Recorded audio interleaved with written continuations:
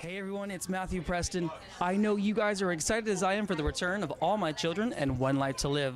Well, Soap Opera Network is getting a sneak peek before the debut on April 29th, and we're on the red carpet to ask your favorite stars all of your burning questions.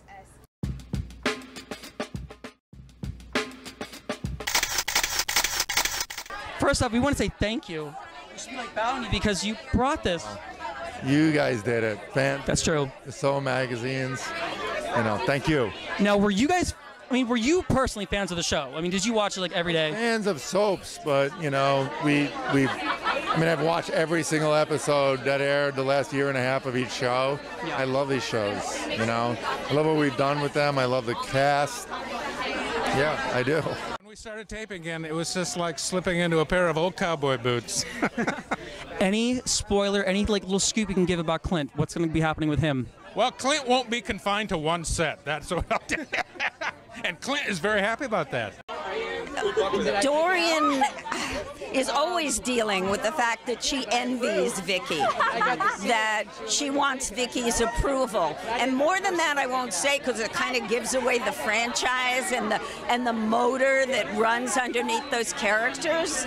But it's working with Erica Slezak is fabulous in and of itself. And I've always felt Dorian was one of the best parts ever. You know, people say, aren't you afraid of being typecast? And I'm going like, there's a problem being typecast as a Dorian? I don't get it. I still miss As the World Turns. I miss it more than you can possibly say.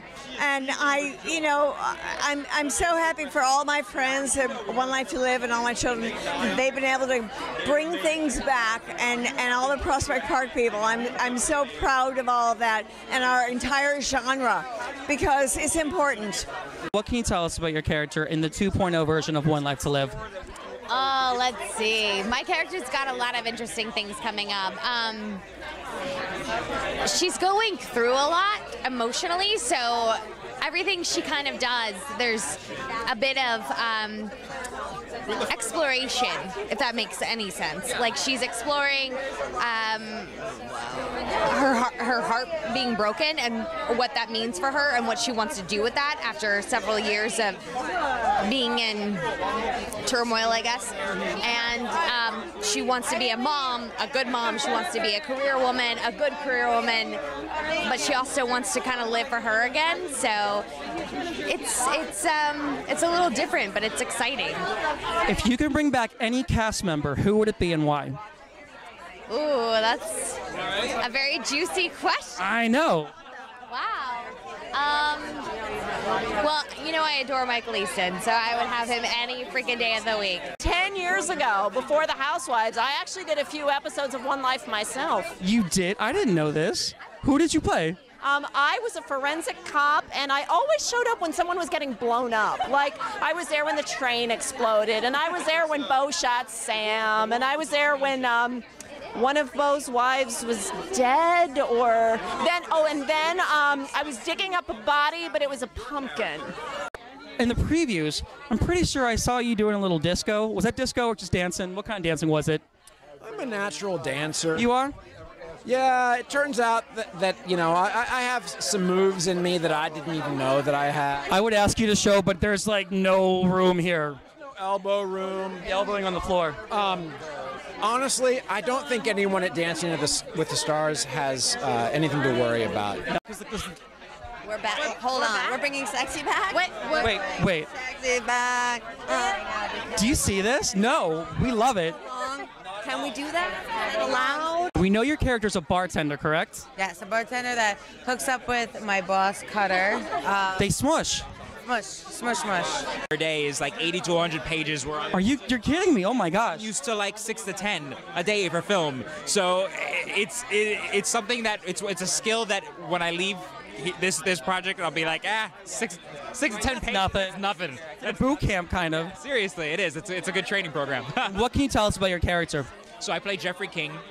He is a journalist, and he has been hired by Vicky Buchanan, played by Erica Slezak, who works at the Banner, to bring the Banner into the digital age. Do you give her some tips? You're like, this is what you want to do. Maybe a few, just here and there. I'm just so thrilled to be able to escort my sister to the premiere of her own start here. So nice. Now, what's like the #1 like soap opera tip you can give us right now?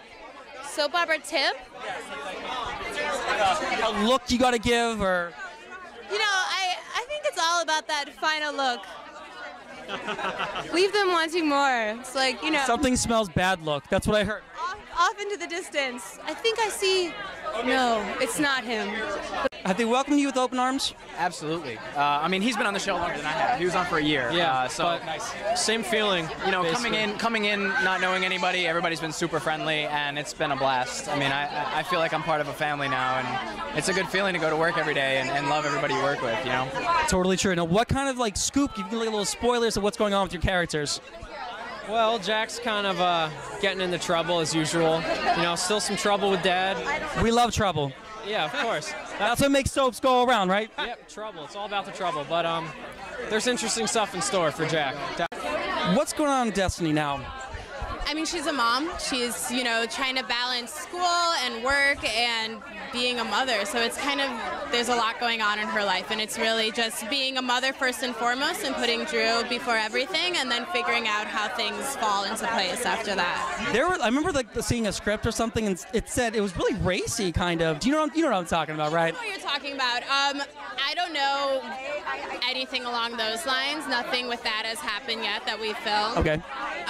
So far, I mean, she's a good girl. She's a good person. You know, I don't think the fans should be concerned that it's going anywhere too crazy. I think maybe, you know, that was just an experiment, that script. We'll see. Since One Life to Live is online, are you guys able to curse and say some bad words? We're gonna find out what we're gonna say. We're gonna see. You know. You guys are pushing the envelope a little bit. We'll see. We'll see. I try to speak very proper and I don't use vulgarity at all. Never in my life. The word like, oh my gosh, never.